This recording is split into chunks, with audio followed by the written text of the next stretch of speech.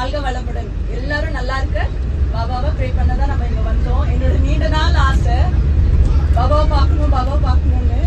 அது வந்து அவர் டிசைடட். எல்லாமே அவருக்கு தான் தெரியும்.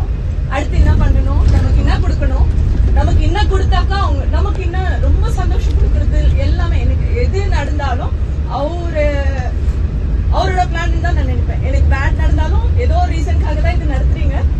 அதே மாதிரி எனக்கு பெரிய சந்தோஷம் கொடுத்தாலும் இந்த நோ கொடுத்துட்டு தான் எனக்கு இந்த ஹாப்பினஸ் கொடுத்தீங்கன்னு எனக்கு நானே சொல்லிக்கிறேன். எப்பவுமே ஒரு தாரக மந்திரம்னு எடுத்துக்கலாம். இப்ப வந்துட்டு சாய்ராம் ஹாலிடேஸ் பத்தி சொன்னோம்னா, எல்லாருக்குமே ஒரு ட்ரிப் பிளான் பண்றோம்னா we don't expect anything.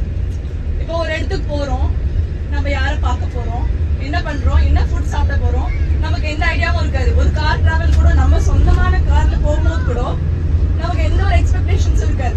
நம்ம போவோம், பெட்ரோல் காலியாதா, பெட்ரோல் போடலாம். நெக்ஸ்ட் தண்ணி குடிக்கணுமா, அங்க எங்க இருக்கோம் பார்க்கலாம். சரி ஓகே, பசிக்குது, எங்க நிக்க வைக்கலாம், இல்ல ரொம்ப பசிக்குது, எங்க கிடைக்குதோ அங்க சாப்பிட்டு போயிட்டே இருப்போம். வீடு வந்துருமா, வீடு போய் சேர்ந்துருவோமா, அடுத்த வேலை போய் பார்த்துடலாம். ஏதாவது பிளான் இருந்தா கூட ஒரு கால் வந்துருச்சுன்னா நம்ம மிஸ் பண்ணிட்டு நம்ம ஹரியப்பா போயிட்டு வீட்டை போய் ரீச் ஆயிடுவோம்.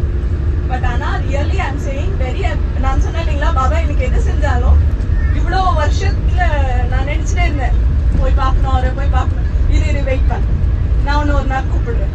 இந்த மெசேஜே தான் இருக்கும் எப்பவுமே. எல்லாமே ஹாப்பினஸ் கொடுத்துட்டே இருப்பாரு. நான் வரணும்னா நான் இங்கே கொடுத்துட்டேன், நீ வாங்கிக்கோ. அப்படிதான் ஒன்னொன்னுமே எனக்கு கொடுத்தாரு.